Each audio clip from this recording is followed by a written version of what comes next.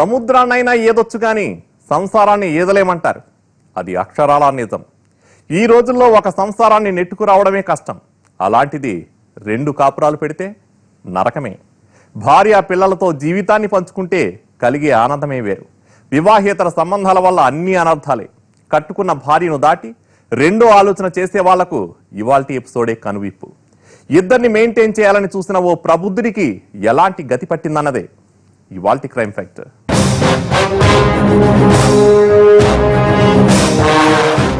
మనం సంఘజీవులం. సమాజంలో బతకాలంటే కొన్ని కట్టుబాట్లు ఉంటాయి.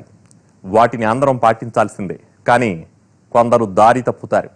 వాళ్ళ వల్ల మిగతా వాళ్లకు సమస్యలు తలెత్తుతాయి. విశాఖలో జరిగిన అలాంటి సంఘటన ఎలాంటి పరిస్థితులకు దారితీస్తుందో ఇప్పుడు చూద్దాం. పూర్ణ మార్కెట్ సి బ్లాక్ లో మెడికల్ షాపు నడుపుతున్న ఒకతను తన షాపు దగ్గరకు వెళుతున్నాడు. అప్పటికి మిగతా వాళ్లెవరూ దుకాణాలు తెరవలేదు. అతని షాపుకు కొద్ది దూరంలో ఒకతను బోర్లా పడి ఉన్నాడు. ఎవరితను? రాత్రి తాగింది ఇంకా దిగలేదా అనుకున్నాడు. ఇంతకీ ఉన్నాడా పోయాడా అనుకుంటూ దగ్గరికెళ్లేసరికి తల దగ్గర దెబ్బ తగిలింది.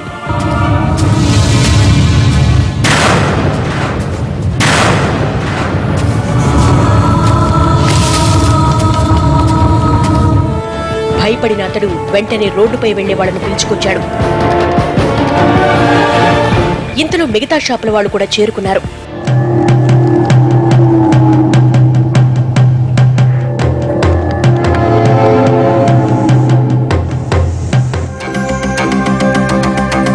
అంతా కలిసి అతను బతుకున్నాడా లేదా అని గమనించారు.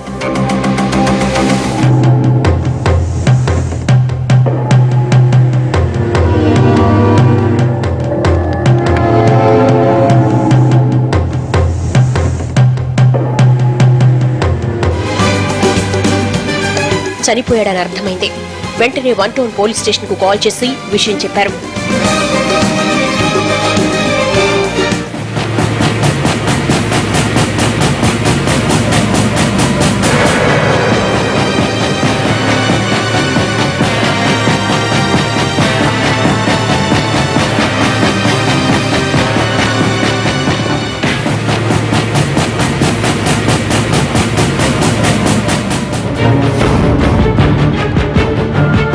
ఎస్ఐ తిరుమలరావు ఘటనా స్థలానికి వచ్చాడు.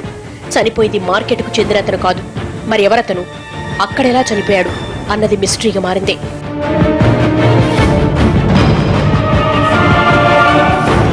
అనుమానాస్పద మృతి కేసు నమోదు చేసి శవాన్ని పోస్టు మార్టానికి తరలించారు. అతని ఫోటోను న్యూస్ పేపర్లో వేయించారు. ఈమె రమ. 2 పిల్లలతో కొంతకాలంగా ఈ ఇంట్లో ఒక్కతే ఉంటోంది.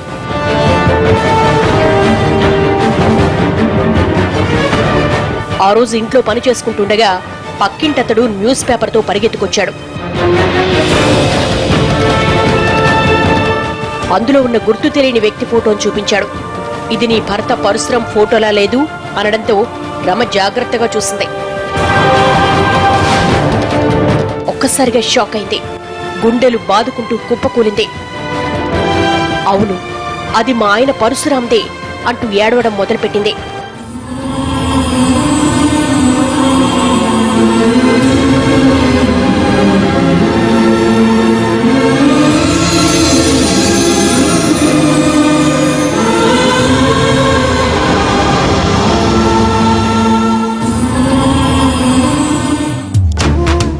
ఆ వచ్చిన అతని సాయంతో ఏడుస్తూ పోలీస్ స్టేషన్కు వెళ్ళింది.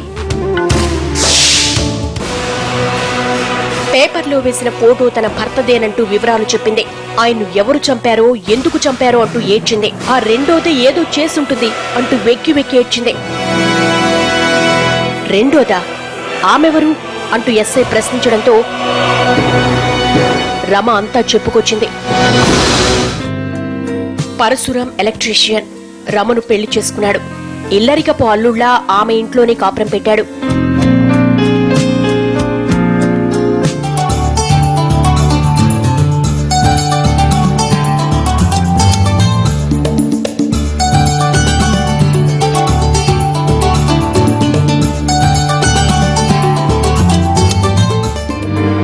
హాయిగా సాగిపోతున్న దాంపత్యానికి గుర్తుగా 2 పిల్లలు పుట్టారు.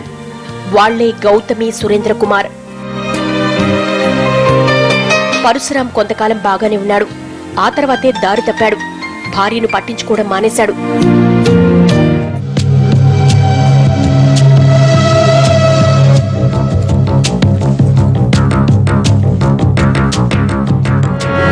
ఎందుకు అని ఆరా తీస్తే అప్పుడు తెలిసింది అతను గుండెలు తీసిన బంటని. ధనలక్ష్మి అనే మరో యువతిని కూడా రహస్యంగా పెళ్లి చేసుకున్నాడు. నిజం తెలిసి రమ గుండెలు బాదుకుంది. ఏడ్చింది, గొడవ పడింది. పరశురాం మాత్రం తగ్గలేదు. నిన్నైనా వదులుకుంటాను కాని ధనలక్ష్మిని వదిలే ప్రసక్తే లేదన్నాడు.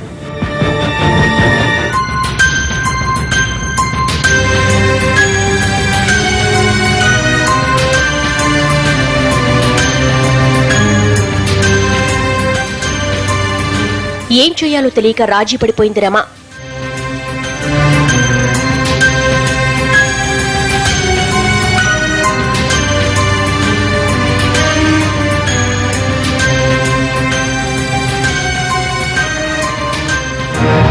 పరశురాం పెరిగి వీధిలో మరో ఇల్లు తీసుకుని ధనలక్ష్మితో సెకండ్ సెటప్ పెట్టాడు. ఇద్దరు పెళ్లాలతో కాపురం చేస్తున్న అతనికి ఆర్థిక సమస్యలు చుట్టుముట్టాయి. చేస్తున్న పనితో వచ్చే సంపాదన సరిపోయేది కాదు.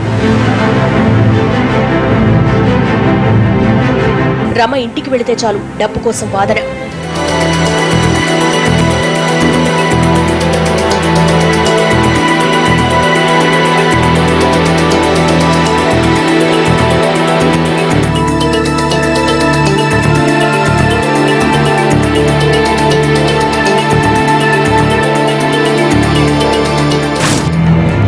ధనలక్ష్మి ఇంటికెళ్తే డబ్బులివ్వు అంటూ ఈసడిప్పులు. ఈ గొడవలు తట్టుకోలేకపోయాడు. ఇదిగో మీరు కూడా ఉద్యోగాలు చేయాల్సిందే అంటూ ఇద్దరికీ తెగేసి చెప్పాడు. ఇద్దరూ చిన్నపాటి ఉద్యోగాలు వెతుకున్నారు. అప్పట్నుంచి అలాగే బతుకుతున్నా. అయినా నా భర్త ఎక్కువగా ధనలక్ష్మి దగ్గరే ఉంటాడు. ఎప్పుడూ గానీ నా దగ్గరకు రాడు. అలాంటిది ఏం జరిగిందో ఏమో అంటూ వెక్కి వెక్కి ఏడ్చింది రమ.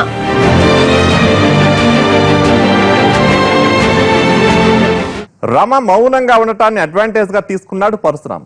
అతను చేసిన నిర్వాకమేంటో